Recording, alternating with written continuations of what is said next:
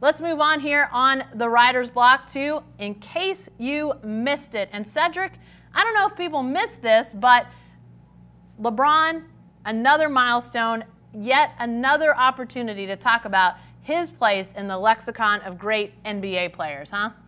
Yes, he passed Michael Jordan for 4th place on the all-time scoring list, a great accomplishment for LeBron James. And inexorably, you're going to get those debates now is who was better, Michael Jordan or LeBron James? I know I'm going to sound old, but let's not go there. Michael Jordan is the GOAT.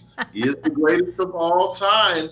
And he took a couple of years off to try to hit a curveball, Jay Carr. Did work out for him. Came back 2 3-peats in the modern era of basketball. Yeah. And you know what? Good for LeBron. I mean, I was watching. I had some friends over last night. I was watching the game, and there's LeBron on the sideline. He had a towel in his face. He was crying. You know, he was emotional. And my friend was like, "Oh my God, this really does mean something to LeBron. He's overcome."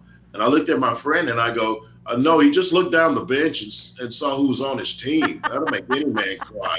The Lakers suck. And it's bad. And it's not getting any better." Yeah. That's the highlight of his season. They're not going to make the playoffs. But I'll tell you what, great career. He's the best small forward to ever play the game. If I'm doing a starting 5 all-time, Jen, it's Magic Johnson running the point. It's Michael Jordan at the 2. It's LeBron James at the 3. It's Tim Duncan at the 4, and Kareem Abdul-Jabbar at the 5. I'll bring Kevin McHale, Charles Barkley, and Akeem Olajuwon off the bench. Whew. That's where I'm going. Great career. The Lakers are getting what's left of LeBron James. This is not LeBron James from 2010. This guy's 34 years old, and there's not a lot of tread left on those tires. They may get Anthony Davis in the offseason. If they do, that'll add maybe another year or 2 to LeBron. But all in all, great accomplishment, but stop it with the MJ comparisons. I think, I would really like to see, how much longer LeBron plays. To me, there's still, like you say, maybe not a lot of tread, but some. And what does that look like in another 2 or 3 years?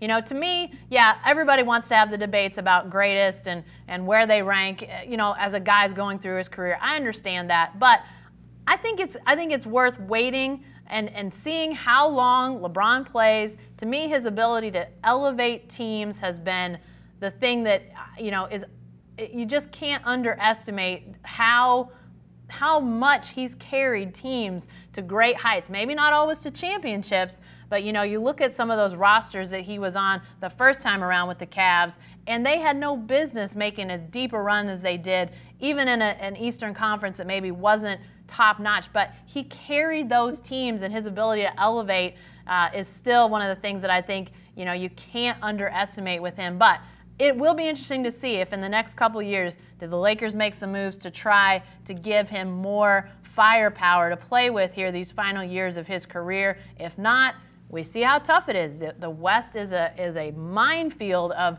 great teams, and there's no off night when you're playing a Western Conference team. So how does that play out? How does that then play into LeBron's legacy? We'll have to see. I think he would need to do something other than miss the playoffs with the Lakers to really, go into that stratosphere.